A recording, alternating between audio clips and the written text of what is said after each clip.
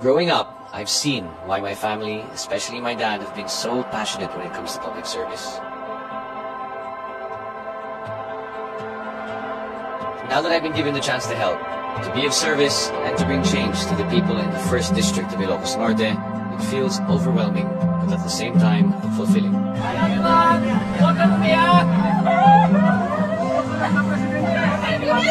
Nawatek ganun apo, kitalegyo kanyak, akas malunog,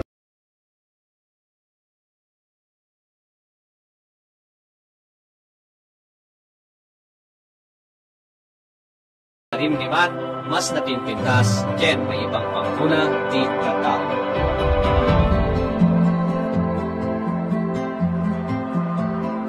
Please support Team Marcos ng Nangruna Itang.